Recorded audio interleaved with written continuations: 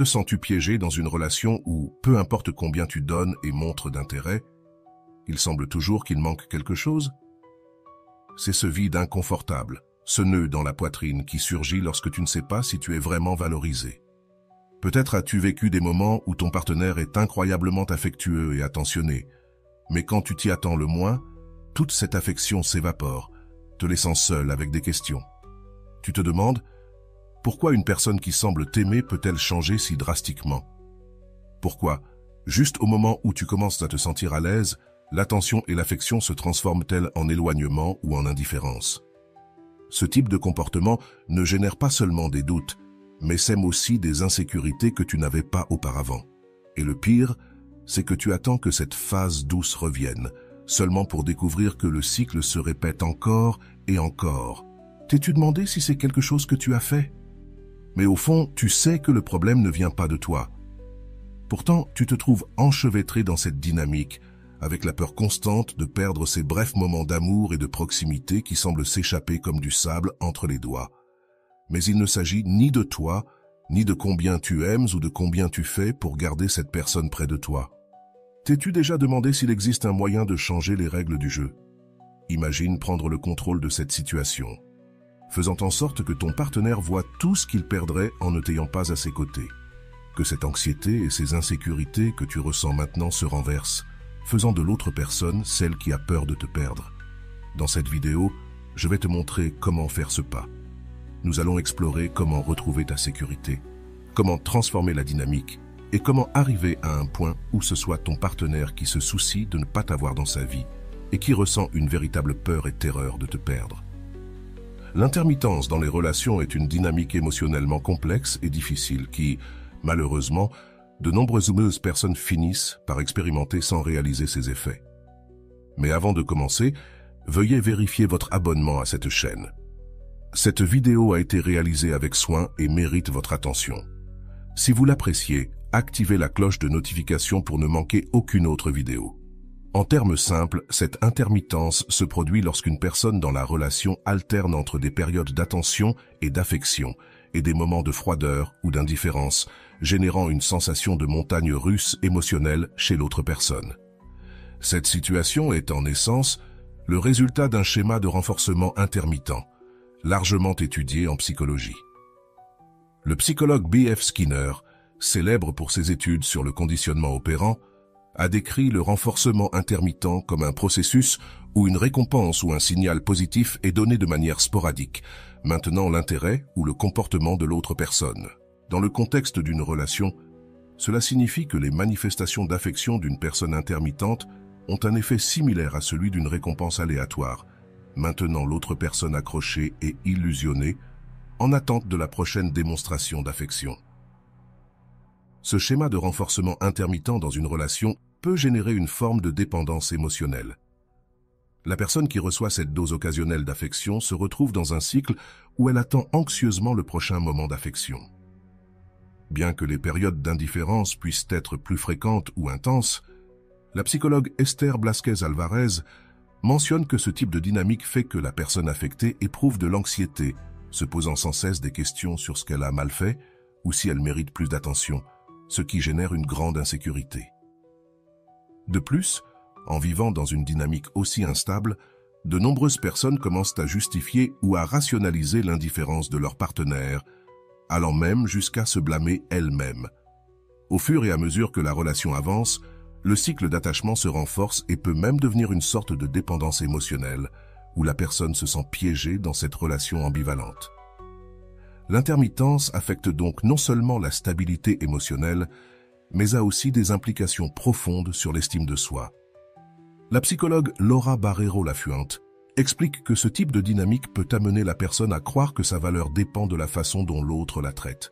Par conséquent, lorsque l'affection est exprimée, la sensation de valeur personnelle augmente, tandis qu'en période de froideur ou d'absence, elle diminue. Ce changement dans l'autoconcept basé sur l'intermittence du partenaire est l'une des raisons pour lesquelles il est si difficile de rompre avec ce type de relation, car cela affecte profondément la perception de soi. De plus, l'intermittence est courante dans les relations avec des personnes narcissiques qui utilisent cette technique comme un moyen de manipulation. Les narcissiques savent qu'une dose occasionnelle d'attention suffit à maintenir l'autre personne accrochée et alternent cela avec des moments de désintérêt, créant une dépendance émotionnelle qui les favorise.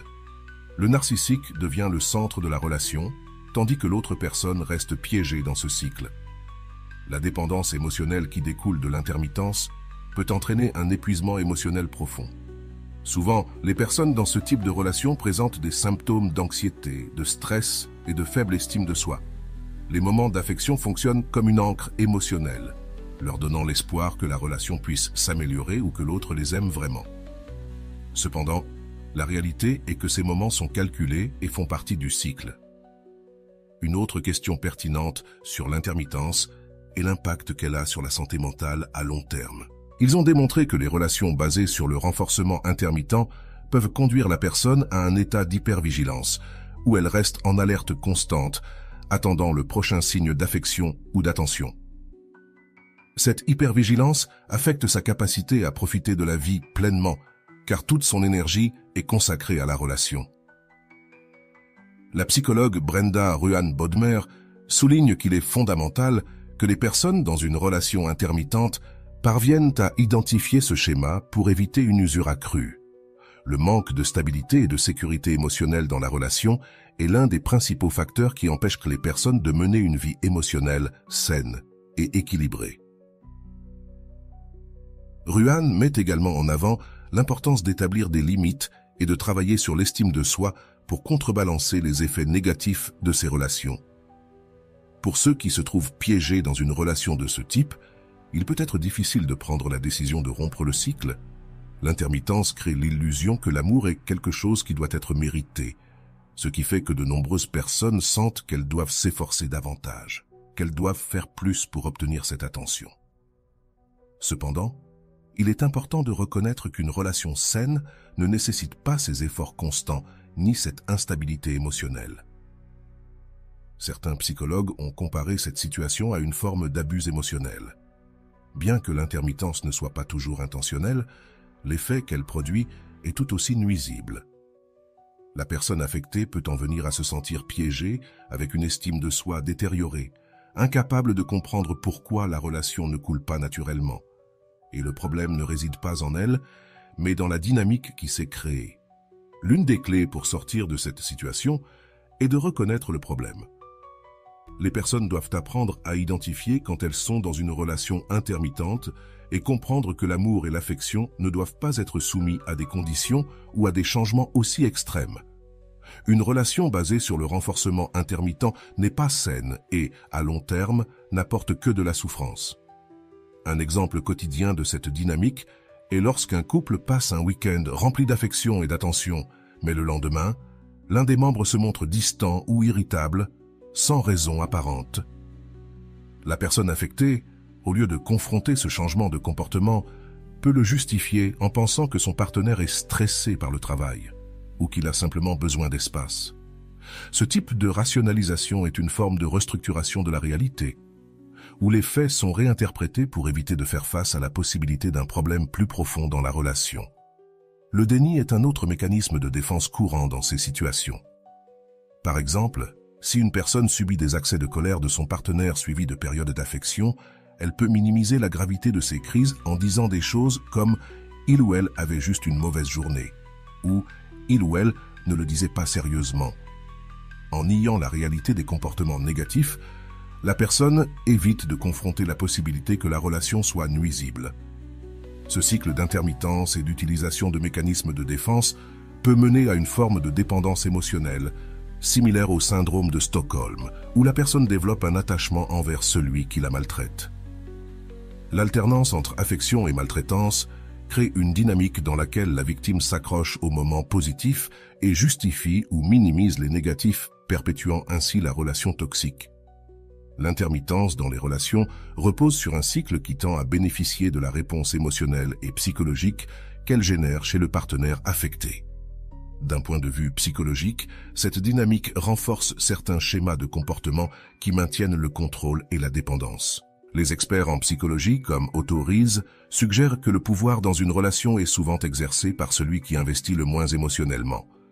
Ce jeu d'intermittence renforce cet investissement inégal, où celui qui alterne entre affection et rejet génère une dépendance émotionnelle chez l'autre personne, tandis que lui ou elle conserve le contrôle. Freud mentionne que les êtres humains ont tendance à rechercher la satisfaction même dans des relations qui ne sont pas optimales.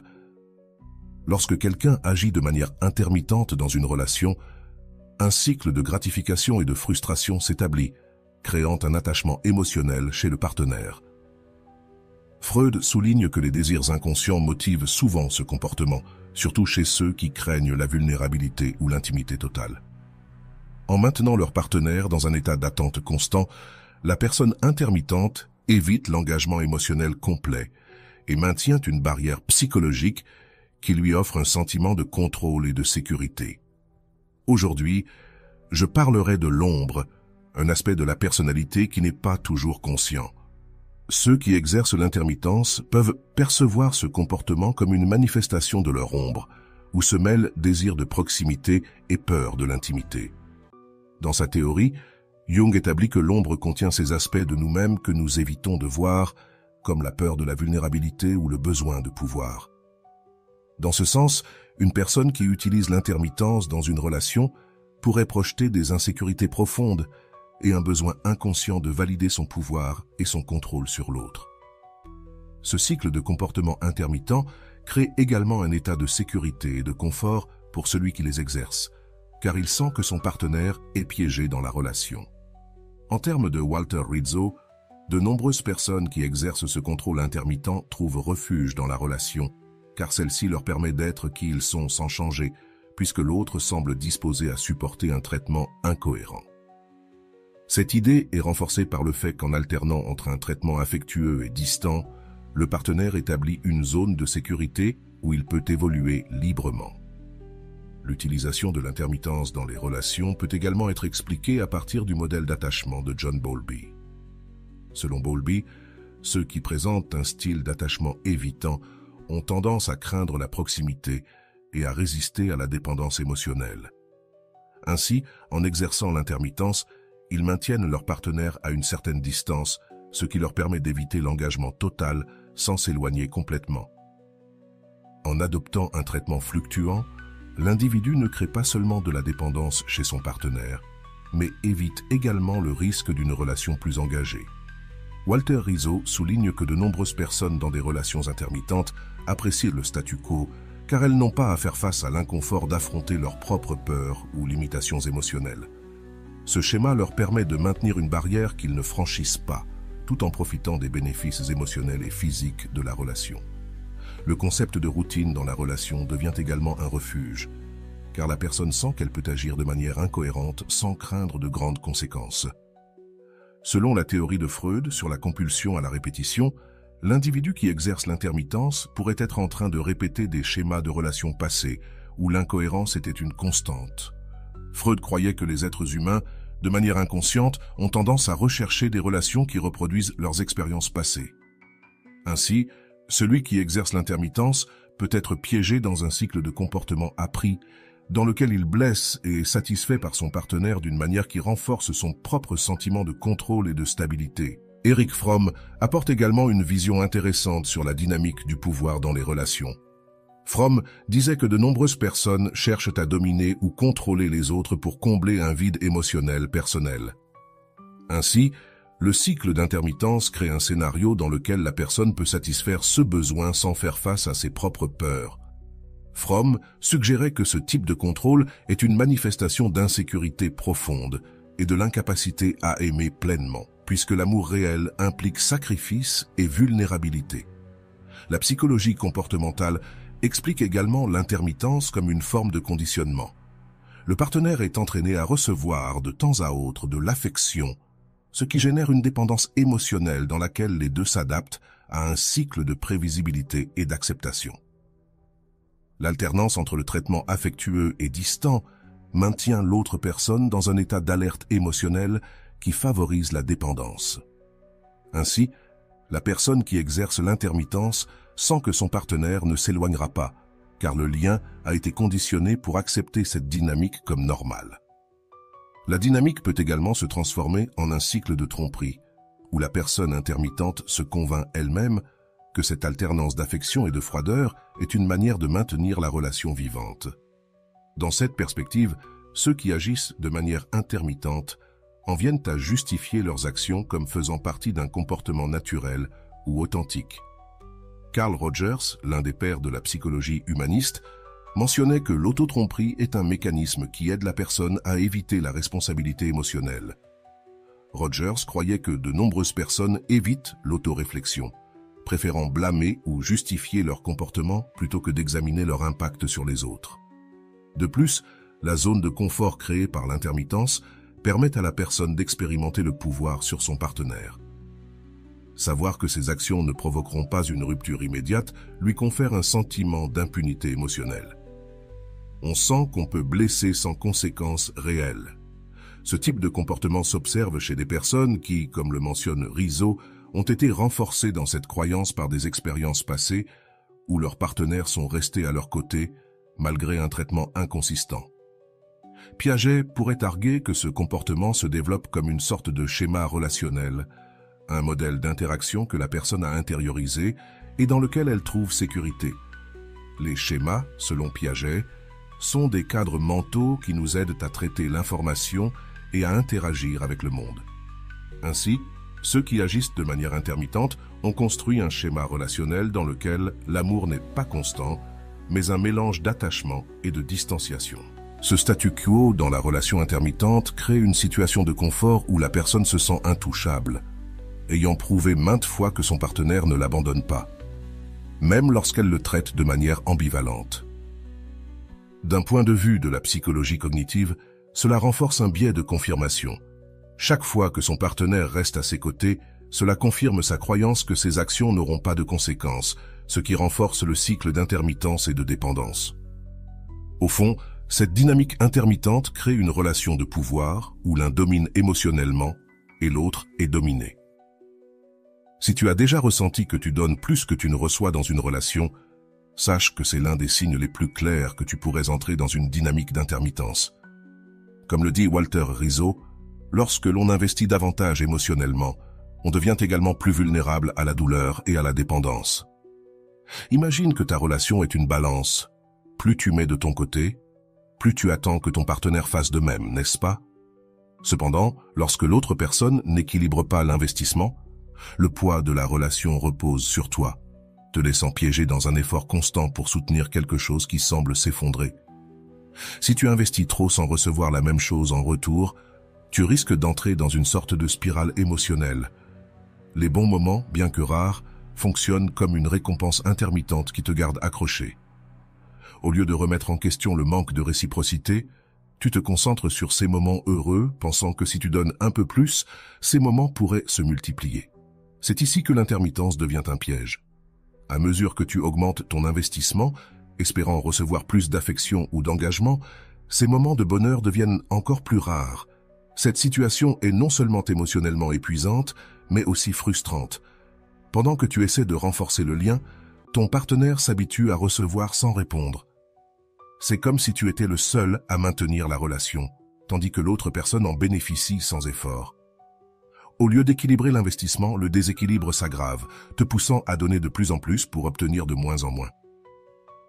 Alors, tu te demandes, pourquoi les bons moments diminuent-ils quand tu fais tout pour maintenir la relation? La réponse se trouve dans la dynamique même de l'intermittence. Ces beaux moments, ces éclairs de bonheur que tu valorises tant, sont dosés de manière à te maintenir dans l'attente, comme un hameçon émotionnel.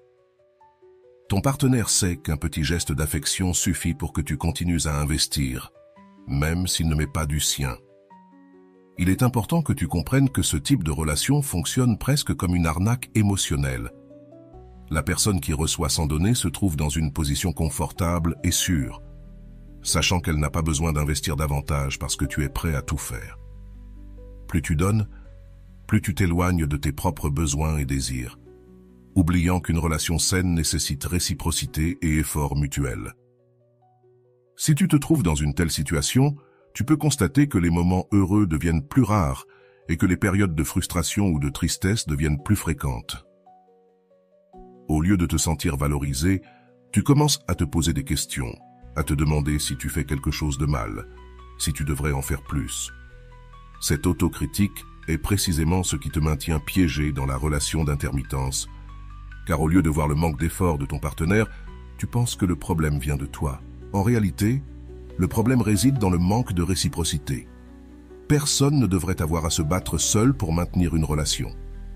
Une relation où tu es celui qui s'efforce et donne constamment est une relation déséquilibrée, où l'autre profite simplement des avantages sans s'engager. Le piège est que quand tu es piégé dans cette dynamique, il t'est difficile de voir les choses clairement. Tu continues d'investir et d'attendre, pensant qu'avec le temps, l'autre personne changera. Walter Rizzo l'explique clairement. Celui qui investit le plus dans la relation est celui qui souffre le plus. Au lieu de recevoir une récompense juste pour tes efforts, tu obtiens une relation où l'affection et les sentiments se transforment en monnaie d'échange que l'autre personne utilise à sa convenance. Pendant que tu donnes de plus en plus, l'autre s'habitue à recevoir sans avoir à rendre l'appareil, profitant de ta disposition et de ton engagement. C'est une situation dangereuse car cela peut te faire croire que tu dois faire encore plus pour que ta partenaire te valorise. Cependant, plus tu fais d'efforts, plus l'idée s'installe que tu seras là, quoi qu'il arrive. Ta partenaire sait qu'un geste minime de sa part suffit à te maintenir engagé, et ainsi se crée le cycle de la dépendance, où tu es celui qui cède constamment, tandis que l'autre ne prend que. Lorsque l'affection est dosée, chaque bon moment devient une sorte de renforcement qui garantit que tu resteras dans la relation. C'est comme une petite récompense qui te donne de l'espoir et te fait croire que si tu continues à te battre, ces moments seront plus fréquents. Pourtant, plus tu investis, moins tu recevras. Cette dynamique garantit que celui qui investit le moins aura toujours le contrôle, tandis que tu te trouves piégé dans une quête constante d'affection. Tu dois te rappeler qu'une relation ne devrait pas être une course où seul un partenaire se bat. Si tu es dans une situation où tu dois constamment faire des sacrifices sans recevoir en retour, il est probable que tu sois dans une relation d'intermittence ou en voie d'en établir une. Ce manque d'équilibre émotionnel n'est pas seulement injuste, il est aussi épuisant et peut gravement nuire à ton estime de soi. La réalité est qu'aucune relation saine ne se construit de cette manière. Plus tu donnes sans recevoir, plus tu es bloqué dans un cycle qui ne profite qu'à l'autre personne.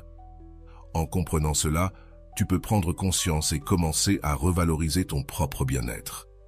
L'amour ne consiste pas à donner jusqu'à se sentir vide, mais à partager de manière équitable, où les deux partenaires se sentent valorisés et appréciés. Accepter que tu sois dans une relation déséquilibrée est difficile, mais c'est le premier pas pour rompre avec le cycle d'intermittence. Ne laisse pas l'espoir d'un avenir meilleur te faire perdre le présent. Si ton partenaire n'investit pas autant que toi, il est temps de te demander si cela vaut vraiment la peine de continuer. L'affection, le respect et l'engagement sont les fondements d'une relation solide, et sans eux, tout effort est vain. Si tu sens que tu investis trop dans ta relation et que tes efforts ne sont pas réciproques, il est temps de changer la dynamique en appliquant l'idée que moins c'est égal à plus. Autrement dit, au lieu de continuer à donner sans cesse, tu dois commencer à réduire l'énergie et le temps que tu consacres à cette personne. Cette approche te permet non seulement de préserver ton bien-être émotionnel, mais elle met également la relation à l'épreuve. S'il existe vraiment un intérêt réciproque, cette personne remarquera ton absence et ressentira le besoin de répondre pour rétablir l'équilibre. Peut-être te demandes-tu, que se passe-t-il si j'arrête d'investir et qu'elle ne fait rien pour s'approcher ou m'appeler? C'est une préoccupation valable et il est naturel de craindre de perdre la connexion. Cependant, il est également important de se rappeler qu'une relation saine ne devrait pas dépendre uniquement de ton effort constant. Si en réduisant ton rythme d'investissement, l'autre personne ne répond pas ou n'essaie pas de compenser, c'est un signe clair que l'intérêt pourrait ne pas être mutuel. En effet, en appliquant cette stratégie, tu protèges non seulement tes émotions, mais tu obtiens aussi une opportunité précieuse d'évaluer si tu as vraiment une relation équitable ou si tu es le seul à porter le poids. Lorsque tu réduis ton investissement émotionnel, tu permets à l'autre personne de ressentir le poids de ton absence. Le manque de contact, de gestes et d'attention de ta part crée un vide qui sera perceptible, et dans une relation d'intermittence, cela a un effet puissant. L'autre personne commence à réaliser ce qu'elle risque de perdre, et si elle valorise vraiment la relation, elle ressentira ce manque et agira en conséquence. Cette peur de te perdre est ce qui peut amener l'autre à changer de comportement, te montrant ainsi si elle est capable de répondre à tes efforts de manière juste et équilibrée. La technique de moins c'est égal à plus te donne l'avantage de mettre les choses en perspective. Au lieu de forcer la relation, tu évalues si la connexion est vraiment solide. Si tes actions ont toujours été celles qui soutiennent la relation et que tu n'as jamais laissé d'espace à l'autre pour qu'elle s'engage, alors tu ne sauras jamais vraiment quel est son engagement envers toi. En réduisant ton investissement, tu peux observer s'il y a un changement dans son comportement et si elle est prête à maintenir le lien avec le même effort que tu avais mis. Un autre avantage d'investir moins est que tu réduis l'usure émotionnelle. Lorsque tu mets constamment toute ton énergie dans quelqu'un qui ne fait pas de même, tu finis par t'épuiser et te remplir de frustration. En prenant du recul et en arrêtant de tant investir, tu diminues cette fatigue et laisses la place à l'équilibre émotionnel de revenir à toi. Ce processus t'aide à maintenir une relation depuis une position de respect. Au lieu de chercher constamment la validation ou l'affection d'une autre personne, il est important de souligner qu'en appliquant cette stratégie, tu ne joues pas à un jeu de pouvoir ni ne cherches à manipuler. Ce que tu fais vraiment, c'est te donner toi-même la valeur que tu mérites et donner à la relation l'opportunité d'évoluer vers un espace où les deux s'efforcent de manière juste. En établissant des limites sur combien tu es prêt à investir sans réciprocité, tu envoies le message que tu valorises ton temps, ton énergie et tes émotions. C'est ici que le véritable changement dans la dynamique intervient. En réduisant ton investissement, tu investis aussi dans ton propre bien-être. La relation ne dépend plus d'un seul côté, et maintenant, c'est l'autre personne qui doit évaluer combien elle veut vraiment maintenir le lien. Ce processus est naturel et ne devrait pas être forcé. Dans une relation de couple, les deux doivent être prêts à se battre et à construire ensemble. Si tu es toujours celui qui fait le travail, tu ne verras jamais le véritable engagement de l'autre personne. Arrêter d'investir autant n'est pas un risque, mais une opportunité de voir si cette personne désire vraiment le même type de relation que toi. Il se peut qu'en remarquant ta distance, l'autre personne prenne conscience de l'importance que tu as et commence à fournir le même effort. C'est ce qu'on appelle équilibrer l'investissement émotionnel, cesser de donner sans recevoir et attendre que l'autre personne prenne l'initiative. Et si elle ressent vraiment la peur de te perdre, elle le prouvera par des actes. D'un autre côté, si après avoir réduit ton investissement, tu remarques que l'autre personne reste indifférente ou ne fait aucun pas vers toi, alors la réponse est claire. Tu as pris une décision qui t'aidera à éviter de plus grandes déceptions à l'avenir. L'absence de réponse confirme que peut-être toi seul faisais l'effort et que la relation n'avait pas un véritable intérêt réciproque. Ce processus n'est pas facile, car nous avons l'habitude de donner et de chercher l'affection de l'autre. Cependant, arrêter d'investir de manière excessive est un acte d'amour-propre. Tu ne t'éloignes pas par manque d'intérêt, mais pour te donner le respect que tu mérites. Tu te protèges d'une relation qui n'apporte que de l'épuisement et un manque de réciprocité.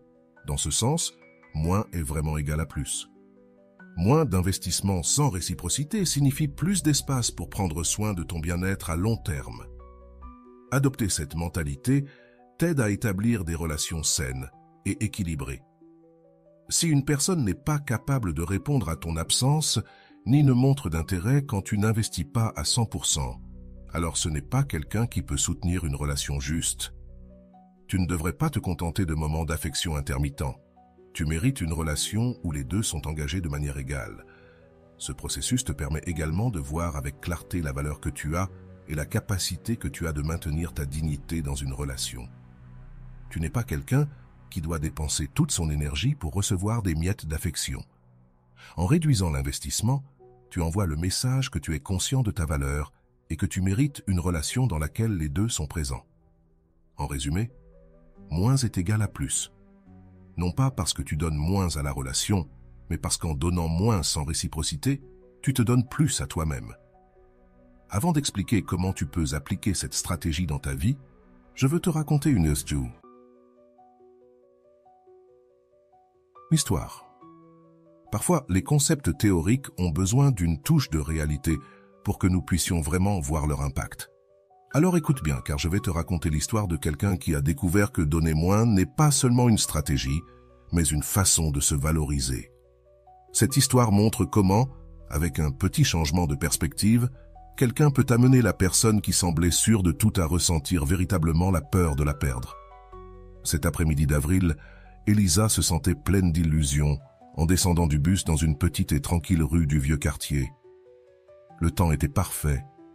Le soleil baignait la ville d'une chaleur qui contrastait avec la légère fraîcheur du vent qui passait entre les arbres. Elle portait une veste en jean bleu et une écharpe de couleur gris doux. Ses bottes résonnaient contre les pavés de la rue, tandis qu'elle avançait vers le café où ils avaient convenu de se retrouver. « Nous allons parler de nous », lui avait dit Daniel dans un message la veille au soir, et ces mots avaient tourné dans son esprit toute la matinée. En arrivant, elle le vit. L'attendant à une des tables de la terrasse, avec une tasse de café à la main et un regard qui semblait errer entre ses pensées, Daniel était un homme de gestes soigneux, toujours avec un sourire mystérieux. Mais cet après-midi-là, ses yeux n'avaient pas l'éclat des autres fois. Elisa sentit un nœud dans l'estomac et, sans le vouloir, commença à faire des suppositions. « Salut », dit Elisa, en essayant de sonner naturellement tout en prenant place devant lui. « Salut, Ellie, comment ça va ?» répondit-il, évitant son regard et prenant une autre gorgée de café. Un silence gênant s'empara d'eux. Il était habituellement affectueux et blagueur, mais aujourd'hui il semblait différent, comme s'il portait une barrière invisible. « Je voulais juste savoir comment tu allais, » dit-elle, essayant de combler le vide des mots. Daniel soupira, détournant le regard vers l'horizon. « C'est compliqué, Elisa. Parfois, j'ai l'impression que nous sommes dans des endroits différents.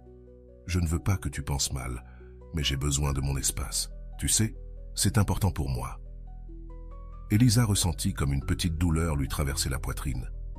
Elle essaya de se montrer compréhensive, mais son esprit était rempli de questions. Qu'avait-elle mal fait? Pourquoi s'éloignait-il alors que quelques jours auparavant, il lui avait dit qu'il lui manquait? « Bien sûr, je comprends. Si tu as besoin de temps, dit-elle, avec un léger tremblement dans la voix qu'elle essayait de cacher. « Merci, Ellie. Tu sais que tu comptes beaucoup pour moi, n'est-ce pas ?» répondit-il en cherchant sa main sur la table. La confusion et le soulagement se mêlaient dans ses émotions. Ces mots étaient un soulagement momentané, une étincelle qui éteignait l'incertitude. Mais alors il disparaissait à nouveau. Des jours passaient sans qu'il réponde à ses messages ou demande comment elle allait. Cependant, juste quand elle commençait à s'habituer à l'absence, il revenait avec une dose d'affection, un message inattendu, une invitation à dîner.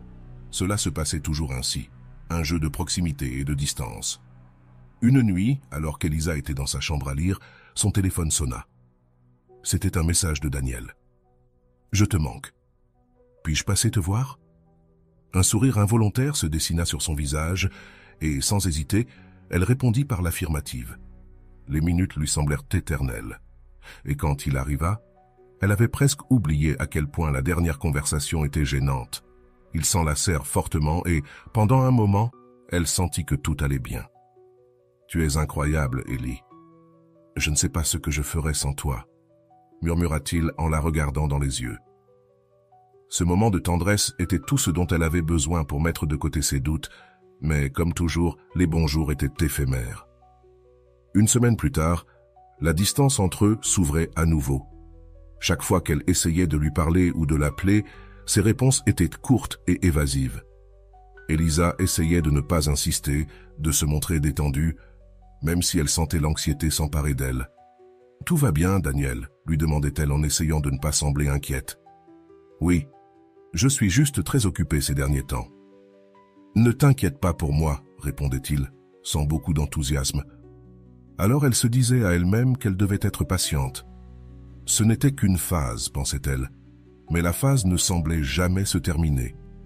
Chaque message non répondu, chaque rendez-vous annulé, était une pierre de plus dans son cœur. Parfois, elle se confiait à son amie Clara. « Je ne comprends pas, Clara. Parfois, il semble qu'il m'aime, qu'il ne peut pas se passer de moi. Et puis, il s'éloigne comme si je n'existais pas, » confia Elisa un après-midi alors qu'elles marchaient ensemble. « Elisa, je pense que tu devrais prendre de la distance. Tu ne te rends pas compte qu'il t'épuise ?» lui répondit Clara avec un regard compréhensif. Mais Elisa ne pouvait se défaire de l'illusion. Elle sentait que si elle réussissait à le comprendre, si elle attendait suffisamment longtemps, tout s'arrangerait. C'est pourquoi, Quand Daniel revenait avec son charme et ses mots doux, elle oubliait tout. Elle se disait que l'amour exigeait patience et sacrifice. Un après-midi d'automne, Daniel l'emmena dans un parc. Le ciel était couvert de nuages gris et l'air sentait la terre humide pendant qu'il se promenait. Il lui prit la main et lui dit combien elle comptait pour lui. Elisa sentit que tous ses efforts en avaient valu la peine. Chaque fois qu'il revenait, il lui promettait qu'il ne s'éloignerait plus. « Promets-tu que nous allons bien ?» demanda-t-elle, entrelaçant ses doigts avec les siens. « Bien sûr, Ellie. J'ai juste besoin de temps pour régler certaines choses. Mais tu sais que tu es très importante pour moi, » lui répondit-il avec un sourire qui semblait sincère. Elle voulait croire ses mots. Cependant, la réalité revenait toujours avec la même dureté. Après cet après-midi, il disparut encore une fois. Des jours, des semaines passèrent, et les appels restèrent sans réponse. Chaque message qu'elle envoyait restait sans réponse. La tristesse et la frustration se mêlaient en elle. Mais juste au moment où elle était sur le point d'abandonner, il revenait. « Excuse-moi, j'étais occupé avec le travail. Tu me manques, Ellie, » disait-il, et elle, comme toujours, l'acceptait de nouveau. Lors de leur rencontre, il était attentionné et affectueux, et ces moments lui faisaient oublier les fois où elle s'était sentie seule. Il lui offrait des fleurs, l'emmenait dîner, lui faisait sentir qu'elle était spéciale. Mais après quelques jours, il disparaissait à nouveau, la laissant une fois de plus dans l'incertitude. « Pourquoi fais-tu ça, Daniel ?» demanda-t-elle une nuit d'une voix tremblante. « Ce n'est pas à cause de toi, Ellie. Tu sais que j'ai beaucoup de choses en tête, » répondit-il, esquivant le sujet. C'était un cycle qui semblait sans fin. Chaque fois qu'il apparaissait, elle avait l'impression que tout allait changer, qu'enfin il pourrait être heureux, sans condition. Cependant, lorsque la distance revenait, elle sentait qu'elle tombait dans un vide. Malgré tout, elle ne pouvait pas l'éviter. Elisa se souvenait toujours de cette nuit où Daniel s'était assis à la table avec ses parents. C'était un dîner chaleureux. La maison était éclairée par une douce lumière jaune et l'arôme de la nourriture maison remplissait l'air. Daniel se montrait charmant, sincèrement intéressé à les connaître, et avec chaque mot, il semblait consolider encore plus son engagement envers Elisa. Ses parents échangeaient des regards d'approbation pendant qu'il parlait de ses projets d'avenir, mentionnant à quel point il voulait de la stabilité et qu'il cherchait une relation dans laquelle il pourrait grandir et fonder une famille. « C'est un plaisir de vous rencontrer, » dit-il en levant un verre de vin. « Depuis que j'ai connu Elisa, j'ai su qu'elle était spéciale, quelqu'un avec qui je voulais quelque chose de sérieux. » Elisa écoutait ces mots, ressentant un mélange de fierté et d'espoir.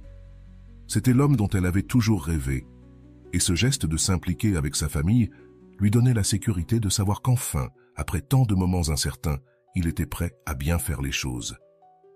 En se disant au revoir, Daniel s'adressa à sa mère avec un sourire chaleureux et la remercia de l'avoir invitée cette nuit-là. Elisa ne put s'empêcher d'imaginer leur avenir ensemble, son mariage, leur vie partagée. Tout semblait si parfait, si réel. Cependant, quelques semaines plus tard, lorsque la réalité s'imposa, les choses revinrent à changer. Juste au moment où elle croyait que tout allait bien, Daniel s'éloigna à nouveau, se montrant évasif dans les messages et distant dans les conversations. Elle essayait de ne pas trop penser à sa froideur, se justifiant par le stress au travail. Mais à mesure que les jours passaient, ce vide dans sa poitrine devenait de plus en plus évident. Un mois plus tard, Daniel la surprit à nouveau. C'était l'anniversaire de sa nièce, et il insista pour l'accompagner à la célébration. Elisa était excitée, elle sentait qu'il s'impliquait vraiment dans sa vie.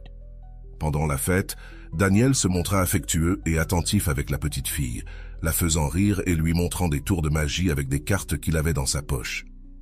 C'était incroyable de le voir ainsi, si proche de sa famille, la faisant croire en chaque promesse implicite de ce geste.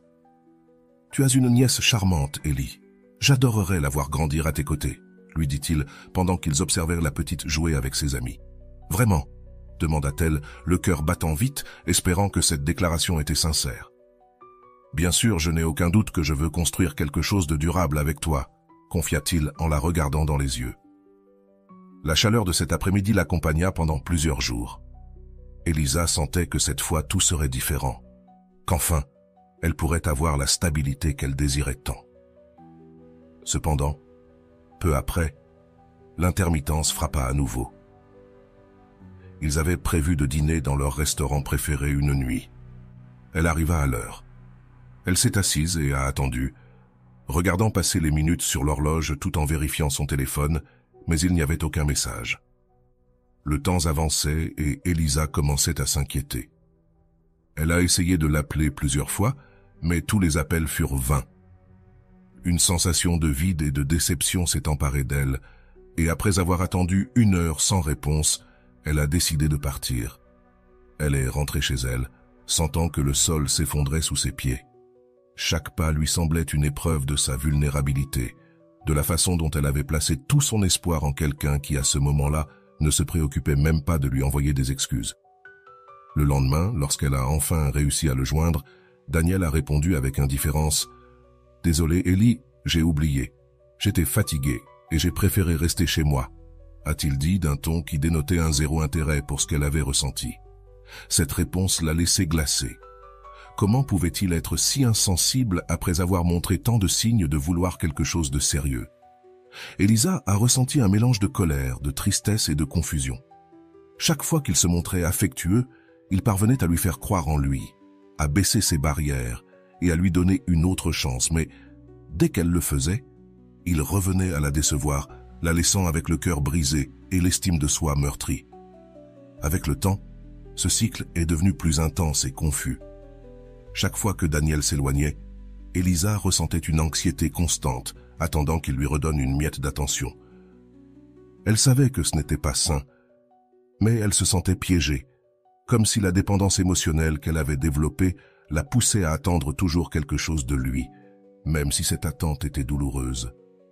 Finalement, un jour, après l'une de ses habituelles disparitions, Elisa a décidé de chercher de l'aide. Elle savait que peu importe à quel point elle aimait Daniel, cette relation ne la rendait pas heureuse. La thérapeute qu'elle a rencontrée était une femme d'âge moyen, au visage aimable, qui l'a écoutée attentivement sans la juger.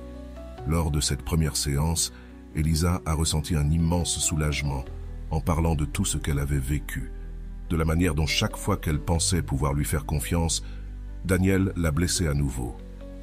Ce cycle d'approche et de distance constante épuise tes émotions, lui a expliqué la thérapeute d'une voix calme. Il ne s'agit pas de combien tu l'aimes, mais de combien tu es prête à supporter. Ces mots se sont gravés dans son esprit. La thérapeute l'a aidé à comprendre que les comportements de Daniel étaient une forme de contrôle, la maintenant piégée dans la relation sans jamais lui donner de véritable sécurité. Elle a commencé à prendre conscience de l'impact que ce schéma d'intermittence avait sur elle et de la façon dont, en réalité, elle avait le pouvoir de décider combien elle voulait investir. À partir de ce jour, Elisa a commencé à observer la relation sous un autre angle. Chaque fois qu'il s'éloignait, au lieu de chercher désespérément son approbation, elle essayait de se souvenir de ce qu'elle avait appris en thérapie. Elle savait que cela ne serait pas facile, mais elle était déterminée à changer sa perspective, à poser des limites et à ne pas laisser Daniel continuer à jouer avec ses émotions. Des semaines passèrent où Elisa resta ferme dans sa décision de prendre de la distance. Sa thérapeute lui avait conseillé d'appliquer le concept de moins c'est égal à plus. Et bien que cela lui ait d'abord semblé difficile, elle commença bientôt à remarquer des changements. Elle décida qu'elle ne patienterait plus constamment pour ses messages, ni ne vivrait en fonction de sa présence ou non. À chaque tentative de contact de Daniel, elle répondait calmement, sans l'urgence d'autrefois. Sa vie commençait à retrouver sa stabilité. Son monde ne tournait plus uniquement autour de lui. Chaque fois qu'elle ressentait la tentation de l'appeler ou de lui envoyer un message, elle se rappelait de la douleur qu'il lui avait souvent causée et se répétait que maintenant, les choses seraient différentes. 3 mois plus tard, Daniel arriva à sa porte sans prévenir. Son visage n'était pas celui d'avant. Cette expression sûre et désinvolte avait été remplacée par un geste d'incertitude, comme si le Daniel qu'elle avait connu s'était effondré en morceaux. « Elisa, j'ai besoin de te parler », dit-il d'une voix chargée d'une vulnérabilité qu'il ne lui avait jamais montrée. Elisa le regarda en silence pendant quelques instants. Son cœur lui demandait d'ouvrir la porte et de laisser entrer cet homme qui avait fait partie de sa vie, mais son esprit lui rappelait qu'elle avait passé beaucoup de temps à se reconstruire après lui. Finalement, Elle fit un pas sur le côté et le laissa entrer. « Dis-moi, que dois-je savoir ?» demanda-t-elle avec un calme qu'elle n'avait jamais ressenti auparavant. Il baissa les yeux et soupira profondément. « Cela fait 3 mois pendant lesquels je me suis rendu compte de combien tu comptes pour moi. » La vérité est qu'il fit une pause, comme si les mots lui pesaient dans la gorge. Je n'ai jamais été aussi loin d'une personne et, en même temps, je n'ai jamais ressenti autant de peur de perdre quelqu'un. Elisa l'écoutait sans se laisser emporter par les émotions que ces mots lui avaient autrefois provoquées. Cette scène lui semblait familière. Ils avaient déjà eu cette conversation auparavant et à chaque fois, il revenait avec des promesses qu'il ne tenait jamais. Cependant, elle remarqua quelque chose de différent dans son ton, un désespoir qui n'y était pas auparavant. « Je ne comprends pas, Daniel. Nous sommes déjà passés par là et tu finis toujours par revenir au même schéma d'intermittence, » répondit-elle, le regardant avec fermeté. « Pourquoi devrais-je te croire cette fois ?» Daniel sembla se recroqueviller face à cette question. Il s'assit sur le canapé et regarda le sol, incapable de soutenir le regard d'Elisa. « C'est vrai, j'ai toujours été comme ça, et je n'ai jamais su comment changer. Mais cette fois, c'est différent. Ces mois ont été un cauchemar pour moi, Elisa. Je me suis rendu compte que je n'étais jamais allé si loin avec une femme qu'avec toi. À quoi fais-tu référence ?» demanda-t-elle, croisant les bras, maintenant une distance émotionnelle qu'elle n'avait jamais eue avec lui. « Je veux dire que mes relations ont toujours été éphémères. Les filles que j'ai connues s'éloignaient toujours, comme si elles s'ennuyaient de moi ou que je n'étais pas suffisant pour elles. Je n'ai jamais réussi à établir une connexion réelle comme celle que j'ai avec toi. C'est comme si je ne le méritais pas, avoua-t-il, sa voix se brisant à la fin de la phrase. Et avec toi, j'ai ressenti que je n'étais pas digne de toi. Chaque fois que tu essayais de te rapprocher davantage, je sentais que j'allais perdre le contrôle. Je ne savais pas comment le gérer et je m'éloignais. » Elisa le regarda en silence. Pour la première fois de tout ce temps, elle voyait en lui une personne pleine d'insécurité et de doute. Ce n'était pas l'homme sûr de lui qu'il prétendait toujours être, mais quelqu'un qui portait également ses propres peurs et barrières. « Alors, tu es en train de me dire que tout ce temps, tes allers-retours étaient parce que tu ne savais pas comment gérer ce que tu ressentais ?» demanda-t-elle, essayant de comprendre ce qu'il disait.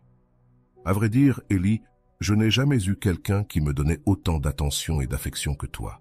Je ne savais pas comment gérer cela et, parfois, je pensais que je perdrais tout de la même manière que les autres relations se sont évaporées. J'ai toujours eu l'impression que si je m'impliquais trop, je finirais par être rejeté.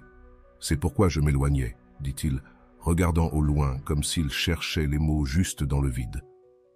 La confession de Daniel toucha quelque chose en elle, mais elle n'était pas encore sûre que cela changeait quelque chose.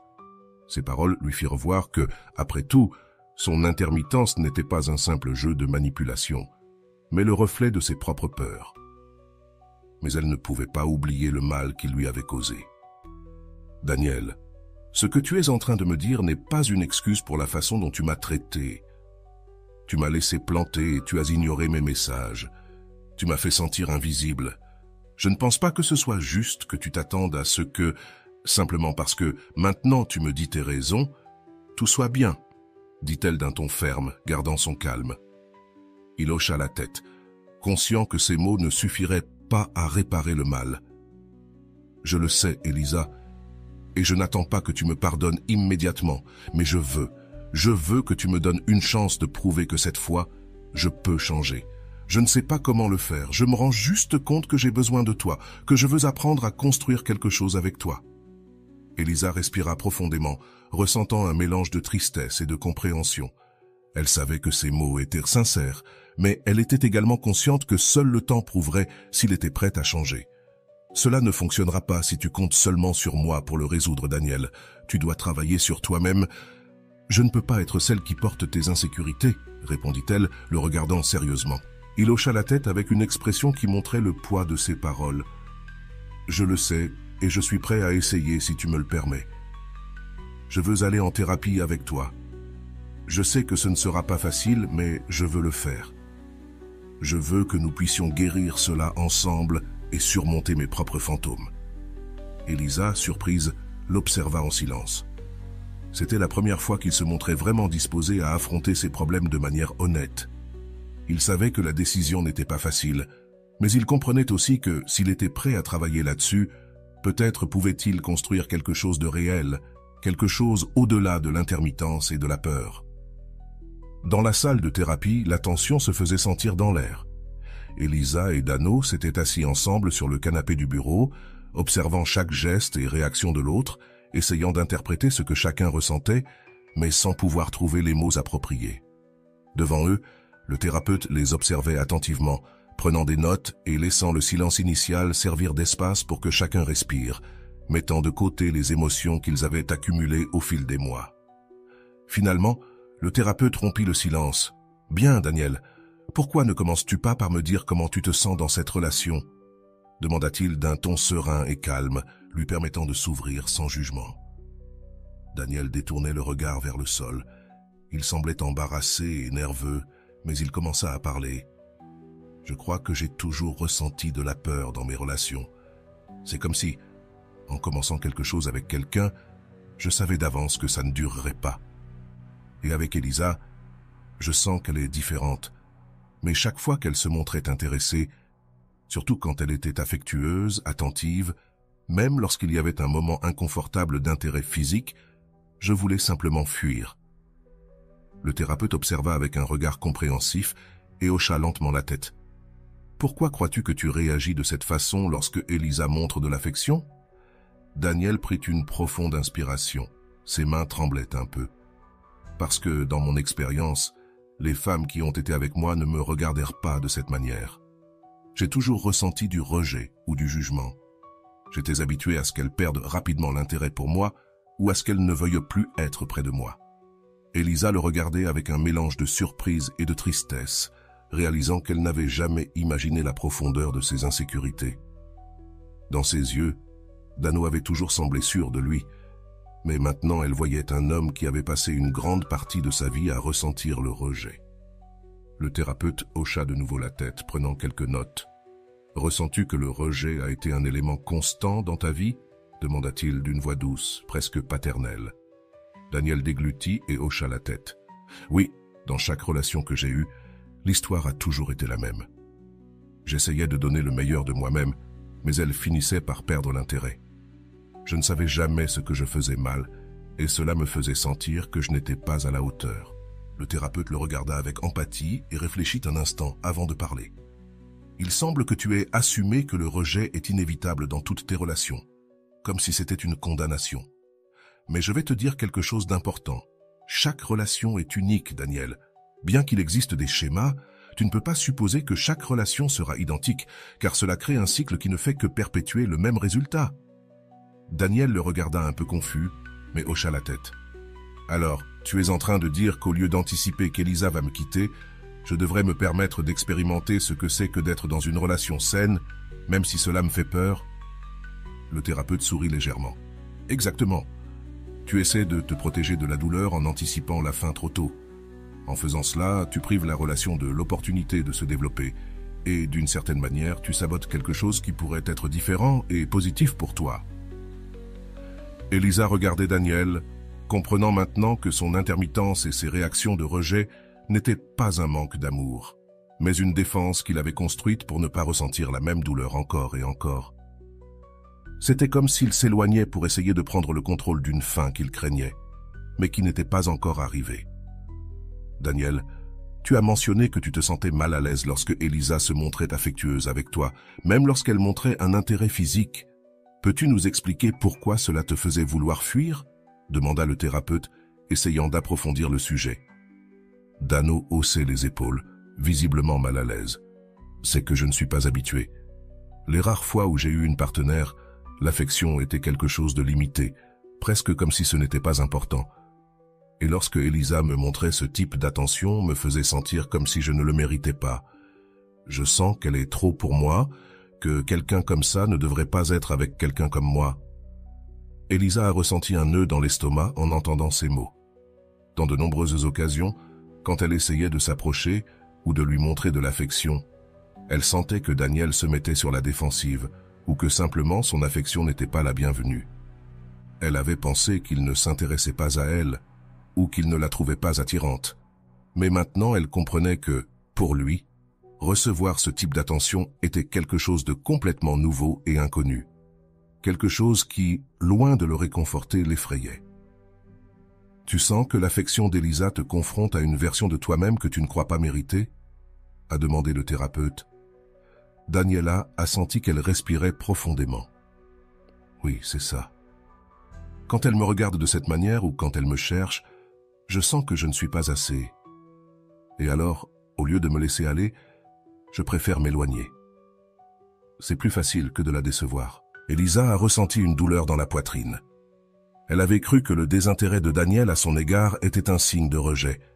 Mais maintenant, elle comprenait qu'il s'agissait de ses propres peurs et de sa capacité à comprendre ce que signifiait une relation saine.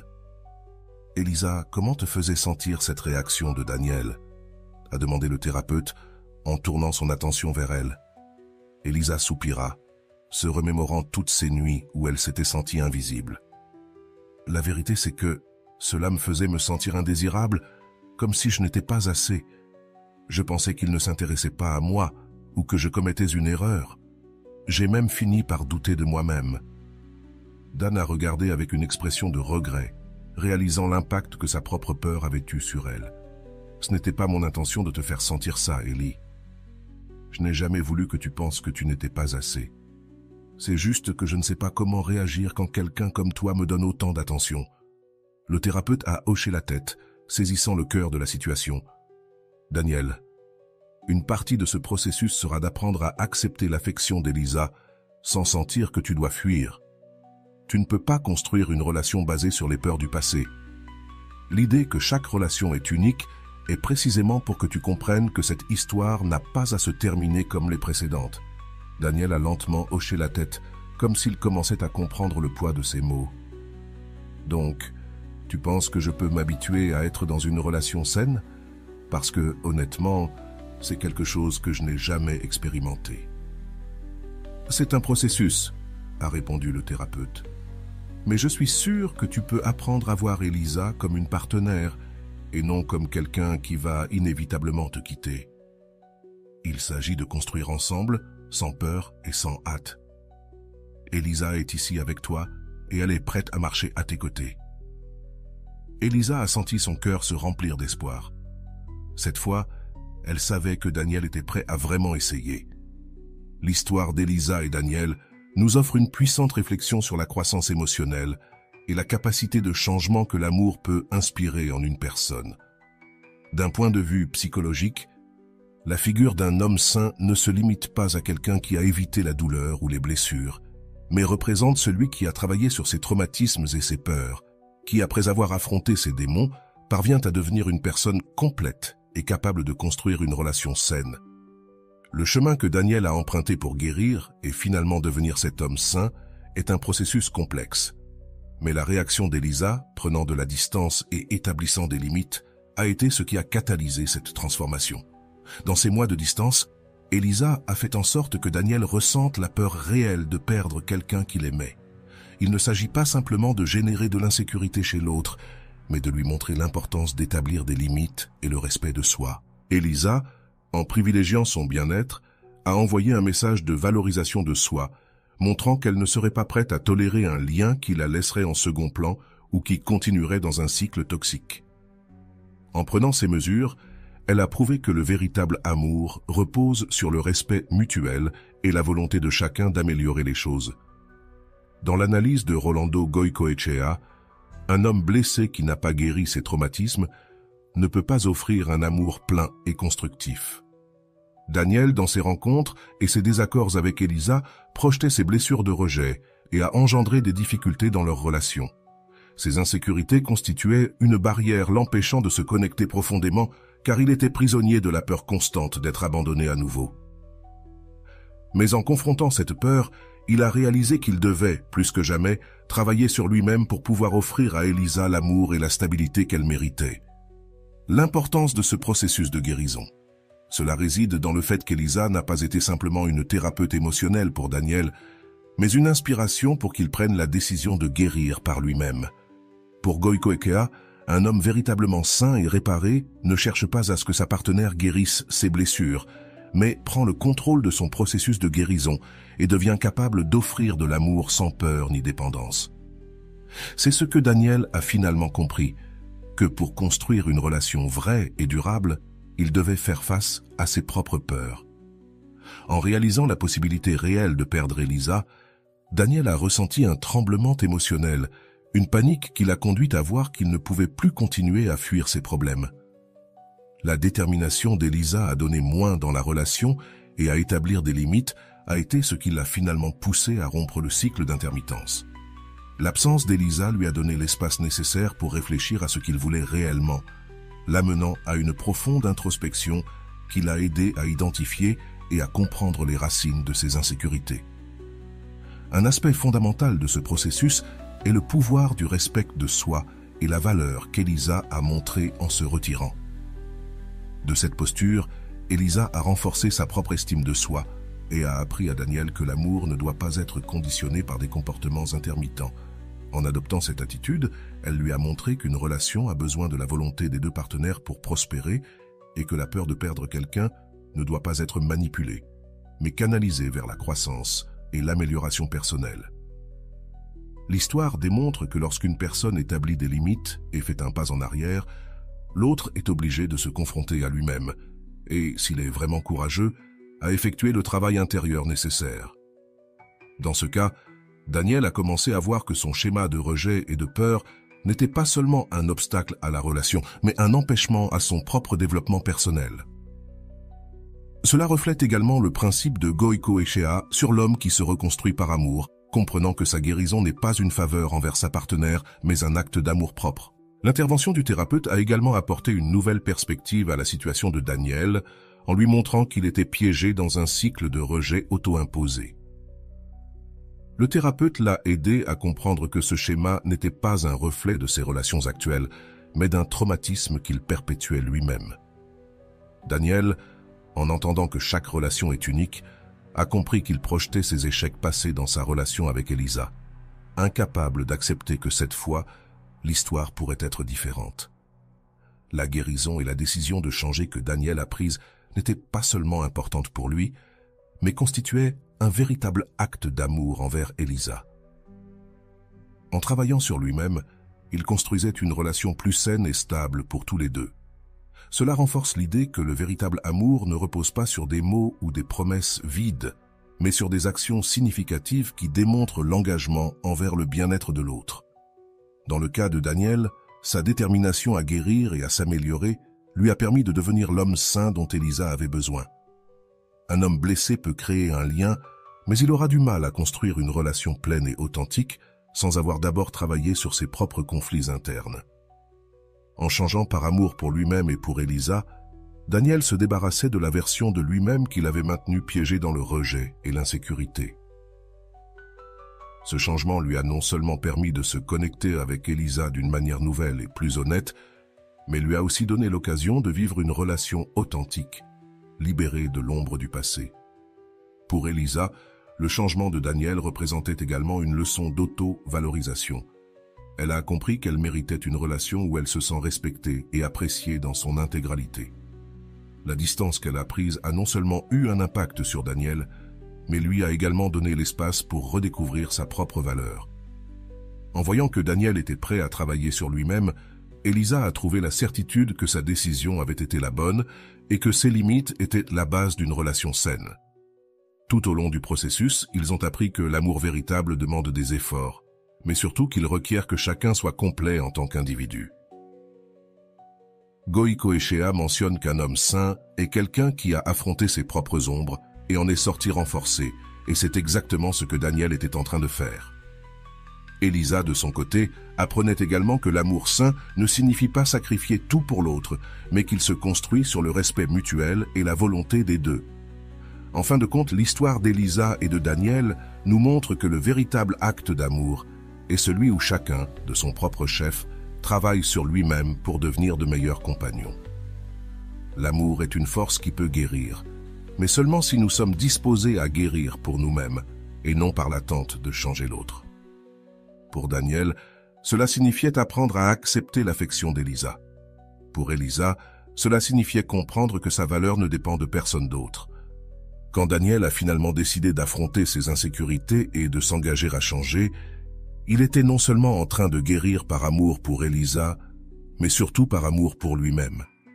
Cela est ce que Goiko Ekea définit comme la transformation d'un homme blessé en un homme sain. Quelqu'un qui, en reconnaissant ses effets, travaille sur eux pour construire quelque chose d'authentique. Dans ce cas, Daniel est devenu quelqu'un qui non seulement pouvait aimer véritablement, mais qui était aussi digne d'être aimé. T'es-tu déjà senti piégé dans une relation où tu sens que tu donnes tout, mais que tu reçois très peu en retour? Ou peut-être t'es-tu découvert en répétant des schémas d'insécurité et de peur de l'abandon, permettant à d'autres de dicter ta valeur? Si c'est le cas, tu n'es pas seul. Ce dont tu as besoin pour transformer cette situation et vraiment faire trembler n'importe qui par la peur de te perdre, c'est quelque chose de plus profond et puissant, une estime de soi équilibrée et un amour propre solide. Ce sont les fondations qui non seulement soutiennent tes relations, mais qui te protègent aussi et te font reconnaître la valeur que tu as. Pour réaliser un changement réel dans ta vie amoureuse et personnelle, travailler sur ton amour propre n'est pas une option, mais une nécessité. Et voilà. J'espère que vous avez trouvé beaucoup de valeur dans cette vidéo. Merci d'être resté jusqu'à la fin de cette vidéo. J'adore quand vous faites ça. Si vous en voulez plus, vous pouvez écrire en commentaire « J'en veux encore plus ». J'espère vous revoir dans une autre vidéo.